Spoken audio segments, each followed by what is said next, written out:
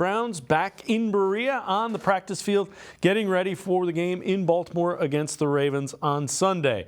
Not all of the Browns, though, were on the practice field. DeJuan Jones, right tackle, not practicing.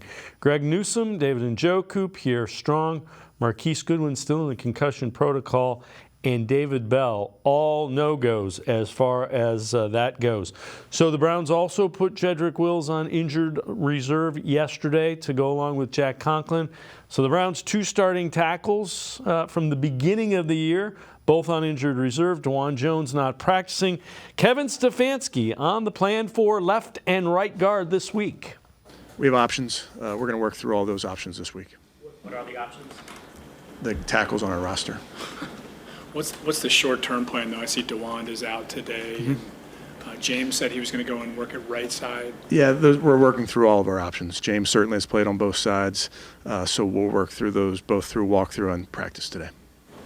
With DeJuan, do you know if is he going to be available Sunday? Don't know. Yeah, not going to practice today.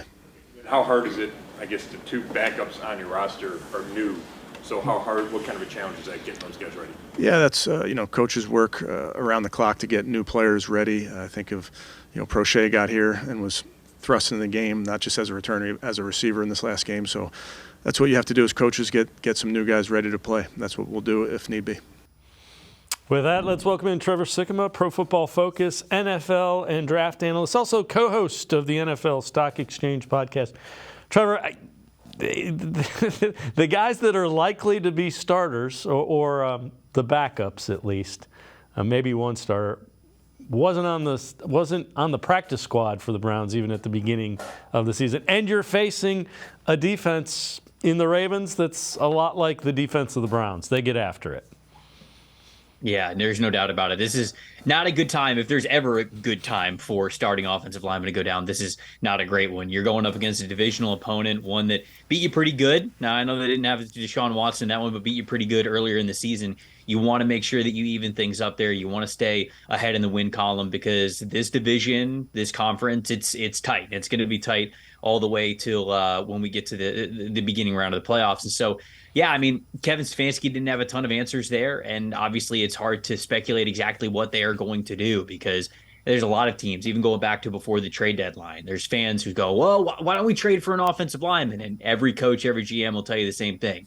If there's a good offensive lineman around the league, they're not available because of things like what we're seeing with Cleveland, where when you lose one, it can sometimes be really detrimental, let alone losing two of them. Yeah, and potentially a third with DeJuan Jones. DeJuan Jones has become a guy you don't really question, and that was a fourth-round pick in the draft. Yeah, no, they're very lucky to have gotten DeJuan Jones, and he was somebody who his tape spelled out a player who should have been drafted much higher than the fourth round. I wonder what the process was like for him. The interview process, the Senior Bowl process, when he was meeting coaches, because I just don't really understand. It doesn't really make sense. The tape was good at Ohio State. His performance at the Senior Bowl, albeit one day, was dominant, and he doesn't go until day 3. Now, obviously, the Browns are capitalizing on that in the big way because they need somebody who had that kind of tape and that kind of starting ability, and thankfully he is there for them now.